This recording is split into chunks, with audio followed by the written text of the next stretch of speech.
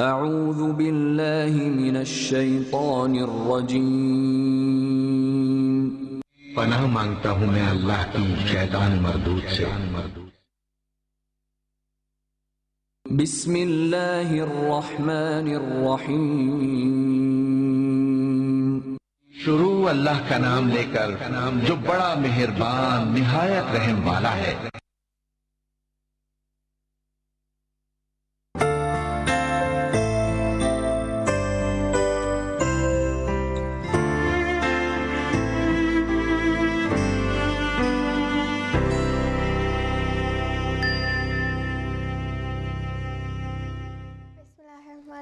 Assalamu alaikum brothers and sisters, and welcome to my show Future Stars. I am your host Alvia Zaidi, and now today's topic will be about Allah's creations, and this week it's part 2.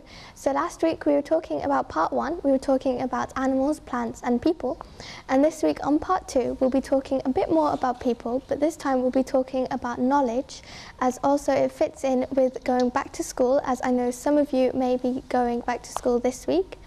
And to talk to me today about Allah's creations part 2 and knowledge, we have Sister Sarah. Sister Sarah, Assalamu alaikum. Wa alaikum assalam. How are you today? I'm fine, thank you. MashaAllah, that's very good. Thank you very much. And to start off, we'll be talking about maths and Islam first, and then after a while we'll be talking about science and Islam. And to start off with maths and Islam, Sister Sarah will read it for us a story about a whole number and Imam Ali alayhi salam. One day, a Jewish person came to Imam Ali, thinking that since Imam Ali thinks he's too smart, I will ask him such a question that he won't be able to answer it, and I'll have the chance to embarrass him in front of all the Arabs. The Jewish person asked Imam Ali, "Tell me a number that will divide into any number between 1 and 10, and that will come into a whole number, not a fraction." Imam Ali looked back at him and said, "Take the number of the days in the year and multiply it with the numbers in a week, and you will have your answer." The Jewish person was astonished. He said he didn't believe him, and so he calculated what Imam Ali had said. To his amazement, he came across the following results. The number of days in a year is 360. The number of days in a week is 7. The product of the two numbers was 2,520. Now, 2,520 divided by 1 is 2,520. 2,520 divided by 2 is 1,260. 2,520 divided by 3 is 840. 2,520 divided by 4 is 630. 2,520 divided by 5 is 504. 2,520 divided by 6 is 420. 2,520 divided by 7 is 360. 2,520 divided by 7 is 360. 2,520 divided by 8 is 315. 2,520 divided by 9 is 280. And 2,520 divided by 10 is 252. MashaAllah, thank you very much, and thank you very much for sharing that story with us. So that was just a story explaining about the mathematical brilliance of Imam Ali alayhi salam, and also about how maths is incorporated with Islam. So from previous topics we know that Imam Ali alayhi salam was a great mathematician. So as Sister Sarah just read us a story about that, I have another story with mathematics and included with Imam Ali and Islam, and it's about dividing 17 camels. A person was about to die, and before dying, he wrote his will, which went as follows. "I have 17 camels, and I have 3 sons. Divide my camels in such a way that my eldest son gets half of them, my second son gets a third of the total, and my youngest son gets a ninth of the total of number of camels." After his death, when the relatives read his will, they got extremely confused and said to each other how they can divide 17 camels like this. So after a long hard thought, they decided there was only one man in Arabia that could help them, Imam Ali alayhi salam. So they all went to the door of Imam Ali alayhi salam and put forward their problem. Imam Ali alayhi salam said, "Okay, I will divide the camels per as the man's will." Imam Ali alayhi salam said, "I will lend one of my camels to the total, which would make it 18, as 17 plus 1 is 18. Now let's divide as per will as per us of his will. So the eldest son gets half, so half of 18 is 9. The second son gets a third, and a third of 18 is 6. And the youngest gets a ninth, so a ninth of 18 is 2. Now the total number of camels is 17, as 9 add 6 add 2 equals 17. Then Imam Ali alayhi salam said to these people, "Now I will take my camel back." So that's just another story explaining about the mathematical brilliance of Imam Ali alayhi salam, and also explaining how Islam is incorporated with maths. And before we continue with some more stories about maths and Islam, we're going to move on to some questions. So first of all, I'd like to ask Sister Sarah, what does Islam teach us about knowledge? Islam teaches us that knowledge is very important and is needed in everyday life. Islam has given us knowledge in ways like the Quran, the Prophets, the Imams and the Ahlul Bayt, etc. Allah has shown them to Muslims that knowledge is high in His eyes and that we should all strive to have it. MashaAllah, thank you very much. And Sister Zara, what is the link between Islam and maths? The way in which Islam and maths are linked is that it is something taught by our Imams regularly. Also, that numbers started in Arabia and was created by Muslims. This provides a big link between maths and Islam. MashaAllah, thank you very much. So that was just a few facts about knowledge and Islam, and also a few facts about maths and Islam. And before we continue with some more stories explaining about Islam and maths, I'll just give you some about the history of maths and how it's related to Arabia and Islam. So the history of maths. The digits 1 to 9 in the Hindu-Arabic numeral system evolved from the Brahmi numerals. So the adoption in Europe. In Central Europe, the King of Hungary started the use of Arabic numerals, which appear for the first time in a royal document in 1456. By the mid-16th century, they were in most common use in Europe. Roman numerals remained in use for mostly the notation of AD years and for numbers on clock faces. Sometimes Roman numerals are still used to record lists as an alternative for an alphabetical record. For following volumes, to differentiate monarchs or family members with the same first names, and in lowercase, to number pages in a prefatory material in books. The adoption of Arabic numerals in Russia. Cyrillic numerals were a numbering system derived from the Cyrillic alphabet, used by the South and East Slavic peoples. The system was used in Russia as late as the early 18th century, when Peter the Great replaced it with Arabic numerals. And the adoption in China. Arabic numerals were introduced to China during the Yuan dynasty of 1271 to 1368 by the Muslim Hu people. And the evolution of symbols. The numeral system used, known as algorithm, is positional decimal system.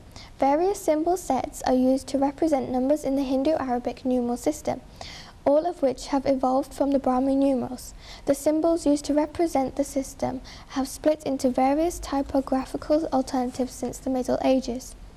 The widespread of Western Arabic numerals used with Latin script descended from the West Arabic numerals developed.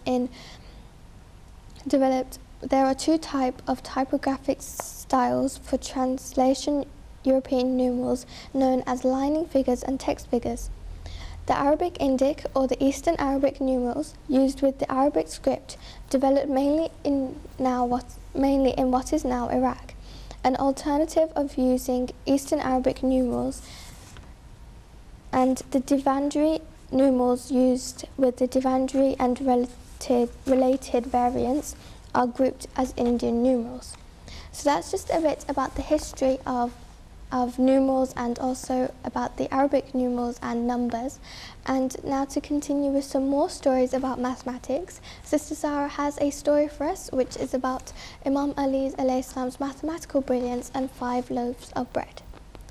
The two travellers sat together on the way to their destination to have a meal. One had 5 loaves of bread, the other had 3. A third traveller was passing by at the time and requested to join in the meal. The travellers cut each of the loaf of bread in 3 equal parts. Each of the travellers ate 8 broken pieces of loaf. At the time of the leaving, the third traveller took out 8 dirhams and gave to the first 2 men who had offered him the meal, and went away. On receiving the money, the 2 travellers started quarrelling as who should get how much money. The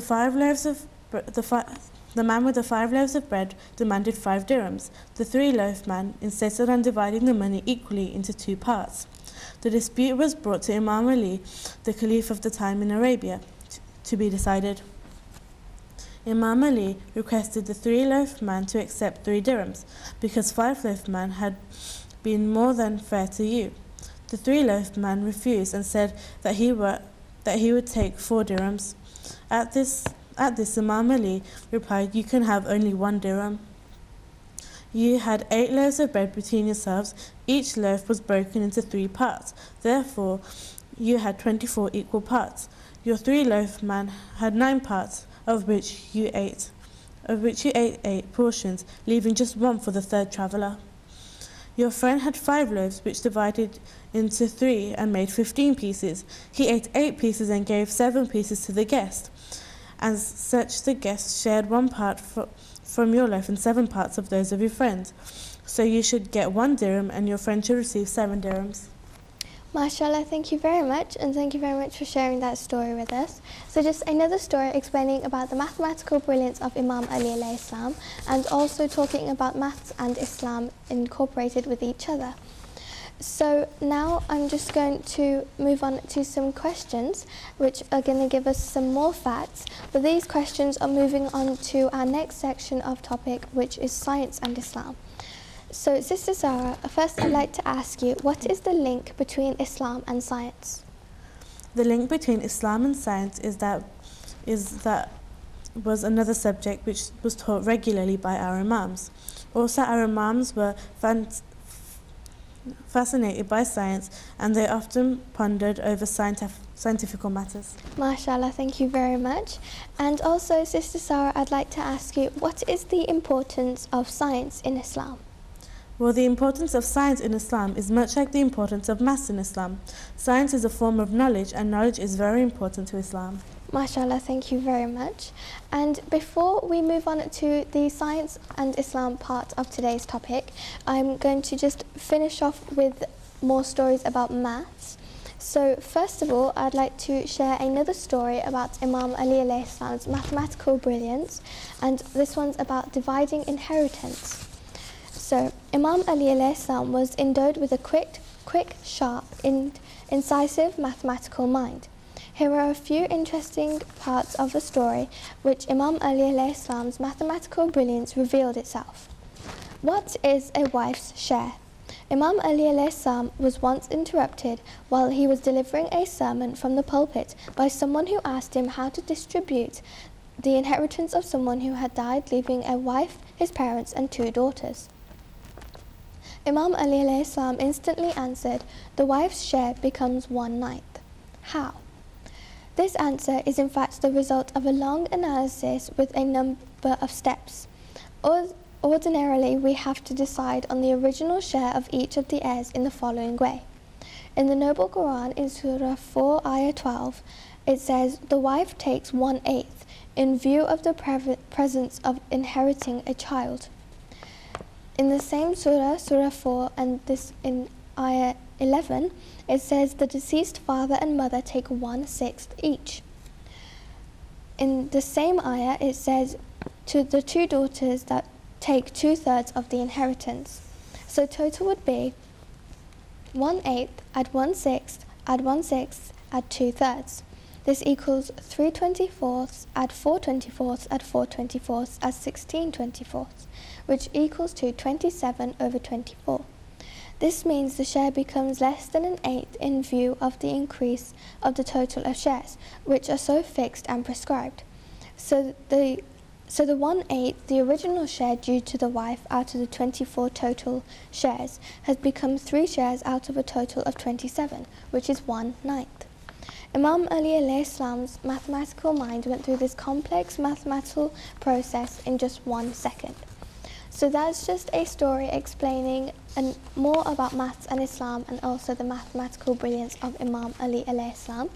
And before we continue with another story about mathematical brilliance of Imam Ali alayhi salam by Sister Sarah, I would just like to remind the viewers that if anybody would like to phone in, the number's at the bottom of your screen, and you can phone in to comment on today's topic, or maybe you'd like to ask a question, or maybe you'd like to recite something, so the number's at the bottom of your screen. And before we do continue with the story, there's a caller on the line. So hello, Assalamu alaikum.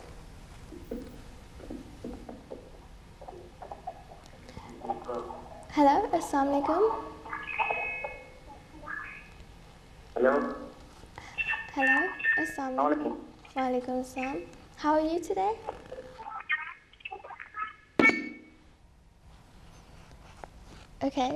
Okay, so it seems that the caller has dropped, but if you'd like to phone in again, as I'm sure that we'd like to know what you have to say. And also if anybody else would like to phone in, the number's at the bottom of your screen, and you can phone in to ask a question, you can recite something, or maybe comment on today's topic, which is knowledge from Allah's creations, part 2, and also we're talking about maths and science in Islam. So Sister Sarah, to finish off about maths and Islam, she has a story with us about Imam Ali alayhi salam's mathematical brilliance and camels shared. 3 men shared a camel equally. One of them tied his 4 legs and went away for some work. In the meantime, the other 2 returned to their place of stay and untied one of the 4 legs, and they also went away together. The camel, in their absence, walked with one untied leg off the place where the first man had tied him, and fell in a well and wounded himself by the fall. The 2 men returned again, saw the camel fallen in the well, got him out, and somehow or another, and butchered him, and sold the meat for collecting some money in view of a little compensation for the loss. When the first partner returned, he saw the skin of the camel. On inquiry, the 2 other partners told him what had happened. He took an objection to it, and rather complained against their untying the camel, which resulted in a heavy loss for him. He then took the case to Imam Ali, who ordered for payment of 1/3 of the actual price of the camel to him, where the cash, which was collected by selling the meat of the camel, was counted. It was 1/3 of the cost price of the camel.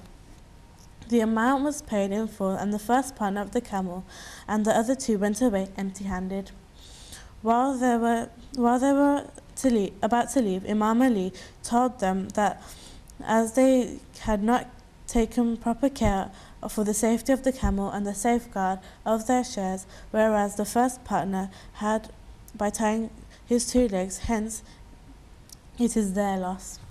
MashaAllah, thank you very much, and thank you very much for sharing that story with us. So that was just another story explaining about Imam Ali alayhi salam's mathematical brilliance, and also explaining a bit about Islam and maths.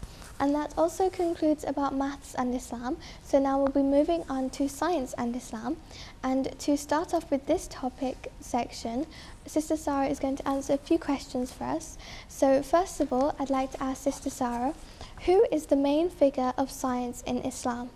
Well, the main figure of science in Islam was Imam Jafar Sadiq, our 6th Imam. MashaAllah, thank you very much. And Sister Sarah, what is so fascinating about Islam and science and Islam and maths? What I find fascinating about Islam and maths and Islam and science is that they are taught alongside Islam. I like how the Imams taught and preached about Islam, but at the same time they were interested in matters of the world and topics they were commonly thought about. MashaAllah, thank you very much, and thank you for answering those questions for us. And to give a bit of an introduction about Science Islam, I have a few paragraphs here about Islam and in the past ages and the history of science. Islamic science or Arabic science is the science developed and practiced in the Islamic world during the Islamic Golden Age. During this time, Indian, Assyriac, Iranian, and especially Greek knowledge was translated into Arabic. These translations became a source for scientific improvements by scientists from the Islamic civilization during the Middle Ages. In the 7th to the 13th centuries, the Islamic world was in the middle of its golden age, paving the way for growth of modern sciences. Rather than stifling science, the religion of Islam encouraged its study. Scientific inquiry was widespread, and some of the greatest scholars and scientists of the world made wondrous discoveries and inventions. Muslims led the world in the study of medicine, astronomy, mathematics, geography, chemistry, botany, and physics. They spread their studies to the West, where their work was built upon and further scattered. So that's just a bit of an introduction to science and Islam and the history of science and Islam. And to continue with this, Sister Sarah has a story for us about one of the experiments and theories of Imam Jafar Sadiq alayhi salam, talking about hydrogen and how it was proved later on in life. According to the Western world, the greatest miracle of the Imam was his revelation of the presence of oxygen in the air. The Western world admits now that the Imam discovered this 12.5 centuries ago. Imam Barker had said about the presence of hydrogen in water and that water can be turned into fire, as hydrogen was a highly inflammable gas. The discovery of these two gases depended upon their separation from air and water. Separation of hydrogen from water was more difficult than separation of oxygen from air. Pure oxygen is available in the air, but pure hydrogen is not available anywhere. Hence, hydrogen could not be obtained. Still, sufficient power was developed and water was hydrolyzed. The world amazes as to how both our Imams could reveal the presence of hydrogen in air, which was a colourless, odourless and tasteless gas and does not exist really in nature. They could not have identified this gas and found out its properties without separating it from water through the presence of hydrolysis, which is impossible without a strong current of electricity. The first person who was able to separate hydrogen from water in modern times was the English scientist Henry Cavendish, who died in 1810. After many years of research, he was able to hydrolyze water and obtain hydrogen gas. He was also able to confirm that hydrogen gas was highly inflammable as a result of a freakish accident that he had while doing his experiments, which in result his house had caught fire. It is eventually a French chemist, who gave the name of hydrogen to this gas. The Imams knew such secrets, but revealed only to the extent that would be useful to the world. Hence, the secret of how hydrogen could be separated from water without using electricity was never made known to common man. It has been provided that this discovery by man has not done any good to mankind. On the contrary, it has led to the production of the hydrogen bomb, which is threatening to annihilate the human race. It was better that this instrument of death, destruction and devastation was not invented and manufactured at all, so that mankind would be saved from the impending catastrophe. MashaAllah, thank you very much, and thank you very much for sharing that story with us. So that was more of a factual story explaining of how hydrogen as a theory created by the Imams and how it was proved later on by some other chemists and scientists. So that concludes about science and Islam, which also concludes the topic about Allah's creations part 2, which we decided to do about knowledge and also about maths and science in Islam. And also, after we're going to take a short break, and after this break we'll be going into a craft segment.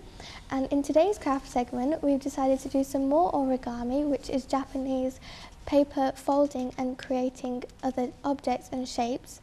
And to go with today's theme, we've decided to create 2 objects. So we're creating a plus sign, like so, which is a mathematical plus sign, and a minus sign for mathematical plus and minuses signs. So that'll be after the break and on our craft segment. So I hope you enjoyed learning about maths and science in Islam, and I hope you stay tuned after the break to learn how to make these fun and easy origami paper shapes.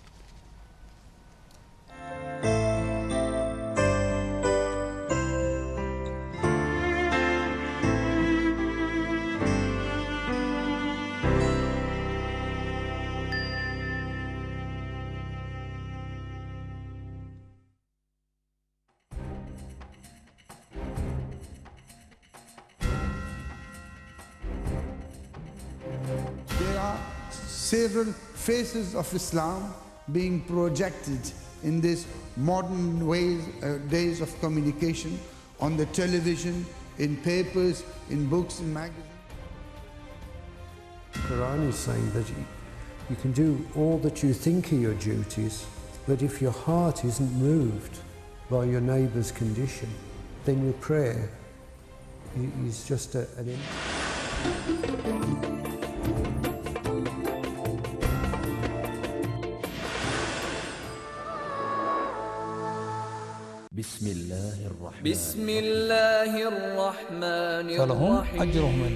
उनके लिए अपने रब के यहाँ अजर है और वला खौफुन अलैहिम वला हुम यहज़नून, उन पर कोई खौफ नहीं।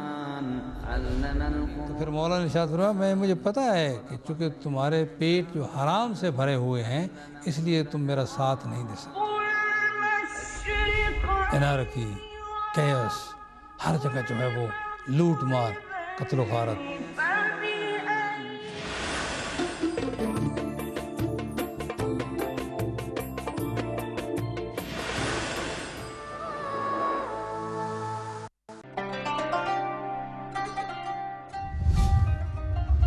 और मदीनतुल फ़िक़्ह, दारुल फ़िक़्ह और बाबुल फ़िक़्ह से तमस्सुक इख्तियार करते हुए हम आगाज़ कर रहे हैं अल फ़िक़्ह प्रोग्राम। ये अल फ़िक़्ह का प्रोग्राम ये क्या है? फ़िक़्ह इस्तिदलाली है, यानी इस्तिदलाल के एतबार से बात की जाएगी, इस्तिंबात और इस्तिखराज के एतबार से इसमें जो है वो बात की जाएगी। उन वजूहात, उन दलाइल, उन शवाहिद के तहत बात की जाएगी कि जो शरई मसला के इंसान नहीं समझ पाता, कानून को न समझना इस बात पे दलील नहीं है कि उसकी सजा नहीं मिलेगी।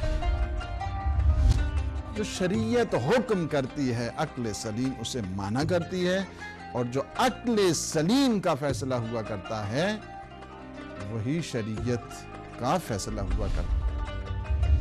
वेस्टर्न कंट्रीज में रहने वाले हैं कि जो हर बात में नमाज पढ़ें तो क्यों पढ़ें, रोज़ा रखें तो क्यों रखें, वुज़ू करें तो क्यों करें, इसी तरह बाकी जो अहकाम हैं वाई उनके सिलसिले में भी ये मुफीद एक प्रोग्राम इंशाअल्लाह लजीज होगा।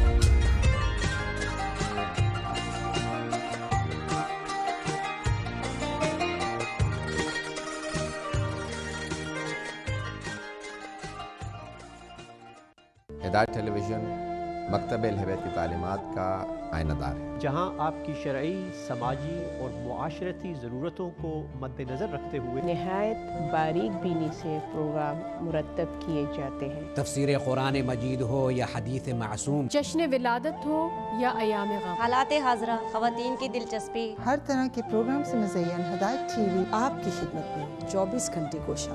तो फिर देखते रहिए Hidayat TV, guidance to the right path.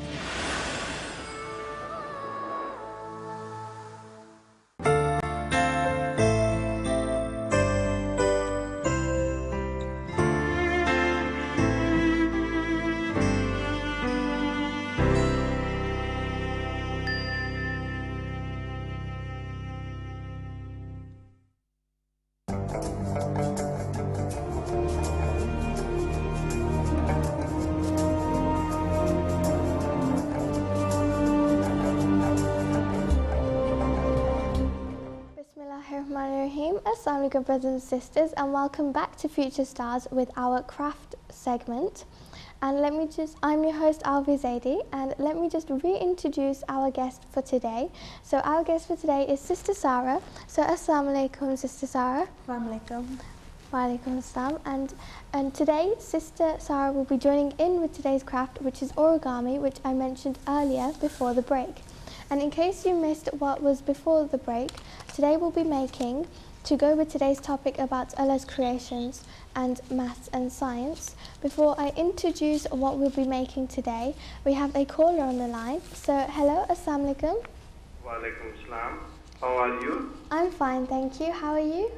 I am fine, thank you. Your program is going very well and you're doing well. And may God live long to you.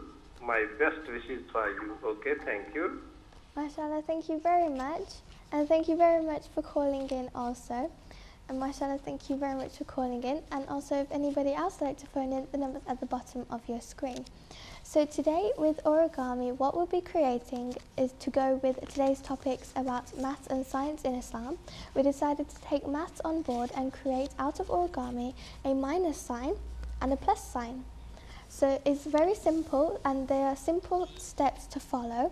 And before we get started and explain to you the instruction on how to make these, there's a caller on the line. So hello, assalamu alaikum.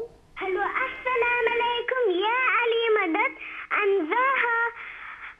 I'm calling from Leicester. I want to say the class صلوات اللهم صل على محمد وآل محمد وعجل فرجهم أجمعين. أعوذ بالله من الشيطان الرجيم. بسم الله الرحمن الرحيم.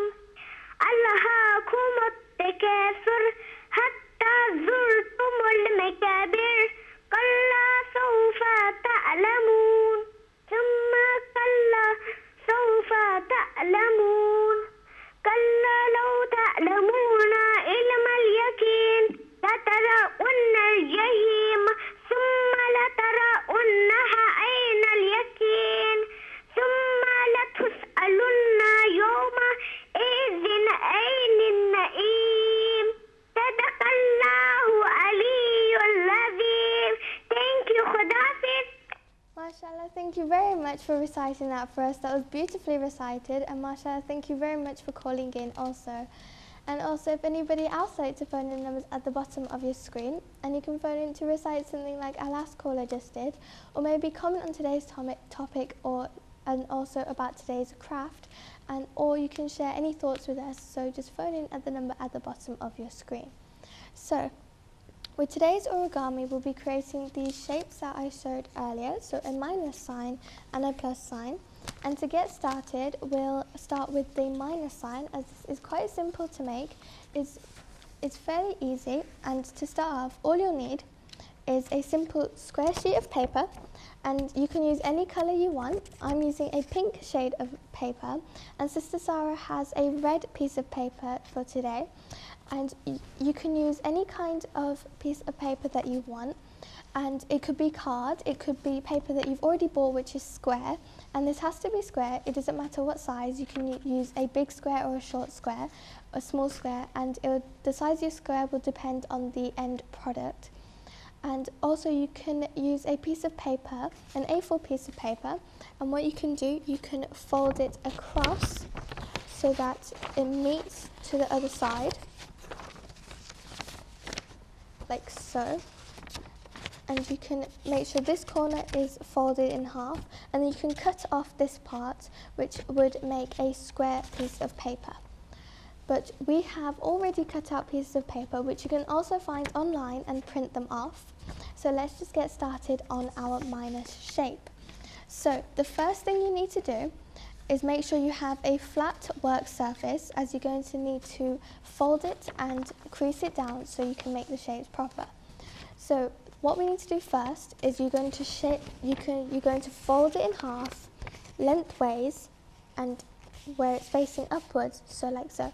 So you're just going to meet the sides and the corners, and then you're just going to press down. So I've joined the sides together, and you're just going to press down, and you can just crease along the sides.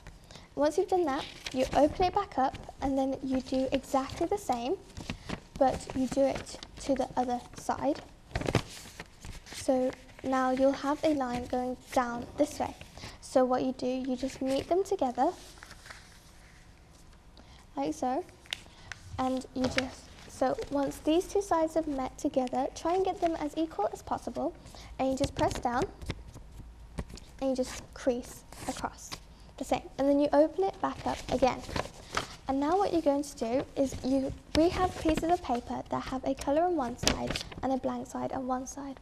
And Sister Sarah has folded hers, which is the first step completed. And before we continue with the next step, we have a caller on the line. So hello, assalamu alaikum. Hello, walaikum salam. How are you? Just wanted to say that you're doing a really good show. carry on. MashaAllah, thank you very much, and thank you very much. Hafiz. Okay, Hafiz, thank you very much for calling in, and thank you for your thoughts and comments, and also if anybody else likes to phone in, the numbers at the bottom of your screen. So we've just completed the first step, which is fold it in half, crease, and then fold it in half again the other way. So now what you should have is 4 different sections which should be equal as you try to fold it in half as much as possible. Now the next step, what to do, is we have pieces of paper which is coloured on one side and blank on the other. You have to have the shaded side up, and you're going to take this bottom piece and just fold it up so it meets the centre, like this. But of course on your flat work surface you can do this properly. So you just make sure it meets the centre line, which you should have creased earlier, so it makes it much more simple to do. And you just fold it and crease it down, and then you just unfold it again. And do exactly the same to the other side. So you just make it meet, so you have the shaded side up and the blank side. So as I'm using the shade of pink, we have the pink side up, and you fold it over so the blank side is on this. Once you've done that, you unfold it, so now you should have it split into 4 long sections. And now, as you have this crease, what you're going to do is you're going to fold it up again, but instead of meeting it to the middle, you're going to meet it just a few centimetres down. So I'll just fold it. You do exactly the same, but instead of meeting it straight into the middle, you just fold it a few centimetres down, so you have a gap, like so. I have it, the centre line is running across here, and you've just created a little gap so that you have a space to make the minus sign. And you're going to do exactly the same to this side. You're going to turn it over, and instead of meeting it to the middle, you're going to meet it with a little gap in between, like so. So once you've done that, Sister Sarah is busy doing that, it should look like this. So you have completely blank outline and a strip of colour going through. Now at this moment in time it should be facing this way. If you're working on a surface, this side where the colour strip should be facing you. And what you're going to do is you're going to turn it over so it's just completely blank. And now what you're going to do is you're going to fold this piece at the top, you're just going to fold it over about 1 centimetre or 2 just to give it some space and make the strip look more bigger. So you're just going to take it onto your flat surface and fold it over very, very gently, as it's only a small amount you're folding over. And then once you've done that, it's going to be quite difficult as it's been folded, and you should have a smaller size now, and it should have a tiny small flap now. And now what you're going to do is do exactly the same to the bottom. So you're just going to fold it up very, very gently, as Sister Sarah is just doing there, and you're going to fold it up until it's all there, and you can try your best as it will be very, very fiddly. And Sister Sarah has completed hers, so as you can see it's with the colour strip going through and the folded section over. And now you still want to use this back side. What you're going to do is that the next step is to take this side, so the shorter side of your piece of paper, and you're going to fold it into the centre.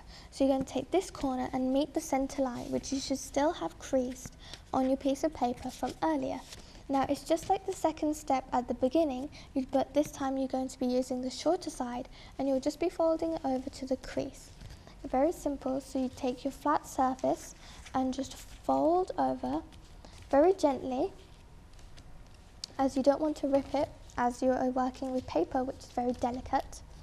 So as you can see, the strip of colour has come back, and only one section, as I've only folded one half, and you can see it's straight in the middle, so you might be able to see a crease line here, but you just fold it over, and then you're going to do exactly the same to the other side. So you're going to take this short section and fold it into the middle. So you take your flat surface and you fold it over, and Sister Sarah has done that for us there. So they should meet together right in the middle so that you have a good part of your section meeting up. So Sister Sarah, we can see Sister Sarah's there, and the next part is so simple. Sister Sarah's just done it right there with her completed piece. As soon as you've got this part, you just turn it over and you've created your minus sign, which is a fantastic way to create symbols for maths. So before I ask Sister Sarah about what she's created, we have a caller on the line. So hello, Assalamu alaikum.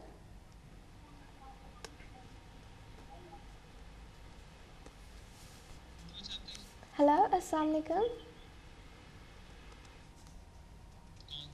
Okay, so it seems that the call has dropped, but if you'd like to phone in again, as I'm sure that we'd like to hear what you say, the number's at the bottom of your screen. And also if anybody else like to phone in, the number's at the bottom of your screen.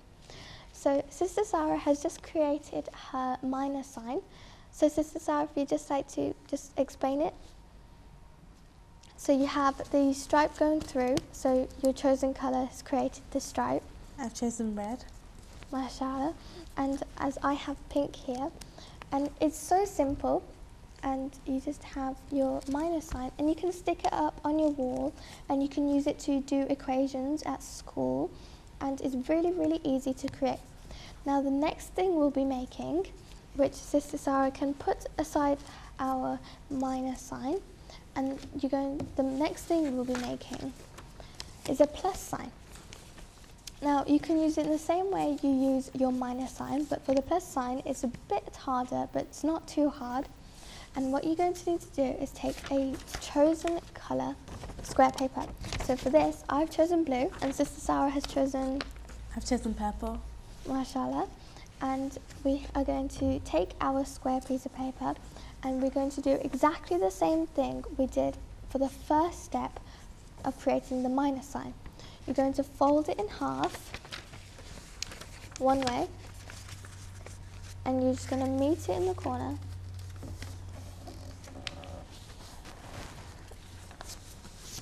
Like so. And you're just going to crease it down, so you create a line, and you're going to open it up and do it the other way. So you just create a close line, which Sister Sarah is busy doing as she is zooming ahead on our task. And now you have exactly the same. You have crease lines, one down there and one going across.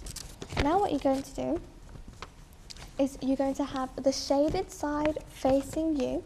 So if you're working on a flat surface, or if you're just holding it up on your lap, you have the shaded side facing you. And what you're going to do, you're going to take one corner and you're going to meet it in the middle of the square. But instead of meeting it straight to the point, meet it a gap out, so you have some space, like so. So just not straight into the point, but just leaving a few lines. So Sister Sarah is almost finishing doing that. So as you might be able to see, is you have a little gap between the crease line and where you folded it, and the same here. The crease line's going down there, and then when you folded it, it's about 1/2 centimetre or 1 centimetre away from it, so that you have a small gap. And you're just going to continue the steps across to the other squares. So you just get busy doing that, and don't forget to leave a gap, and then you just keep doing that until you have what Sister Sarah has right there. That is going to be the end product of step number 3 that we have done, and Sister Sarah is just going to continue as she knows what to do next. And what you're going to do next, which Sister Sarah is going to continue with, is turn it over and fold some corners. So Sister Sarah, you'd like to finish off making your plus sign. So for those who are still a bit behind, like me, you should have by now your cross. Now you could leave it like this, but it still doesn't really make sense as there are loads of flaps going up and down. So you shouldn't have folded it straight into the point, just leaving a little gap makes these straight edges instead of corners. And then once you've got your X sign, you're going to turn it over, so the completely blank sign. And what you're going to do, you're going to turn it diagonally so you have a point at the top and the points on the sides. And you're going to take this straight edge here and you're going to make it meet in the middle here. So you're going to take it back. So let me just show you. So you're going to take it back, which Sister Sarah has just done there. She's done the top and the bottom. So you're going to do the top and the bottom, which Sister Sarah has done. And you're going to make it meet in the middle. So if you see Sister Sarah's, it has a stripe going down the middle as she's folded the two edges back to the middle. So I'll just finish off doing that. So as you can see, like so. So now that's how it should look like facing you. And it's just a flap which you folded back. So it should have been like this before, and you just fold it into the middle, fold it into the middle. Once you've done that, you're going to move on to the next step, which is folding these points, which you haven't folded, into the middle too. So, like Sister Sarah has there, that is the back of her plus sign, and I'm just going to quickly finish off mine so we can show our end products together. And once we fold it in there, so as you can see now, is you should have a plus sign already, but this is the back. It's not right as it looks all messy as it has all flaps. So what you've done from step 5, step 6 is to fold the rest of the corners into the middle like so. Now Sister Sarah has finished it, and that is the end product. As what you simply need to do is turn it over, so that's the back and that's the front, and it's your plus sign. So Sister Sarah's created her plus sign, which is fairly simple. And would you like to remind us about how you've just created that? Well, so you just follow the steps, and also you fold them back, and you can fold them back again, the other sides, and then turn it over and you have your plus sign. MashaAllah, thank you very much, and thank you very much for joining in with the craft. And so that's your plus sign, and you should have your minus sign with you as well. So that concludes our origami for today, which is our lovely plus and minus signs to go with maths and Islam.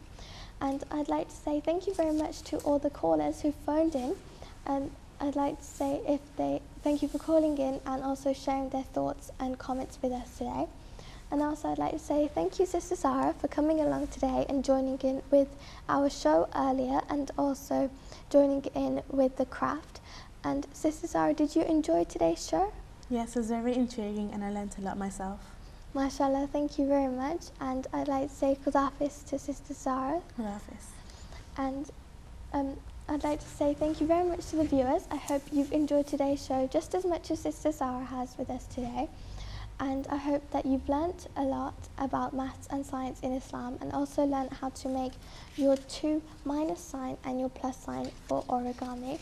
So thank you very much for watching. This was Future Stars and with a craft segment. I'm your host Alvia, Zaidi, and Khudafis.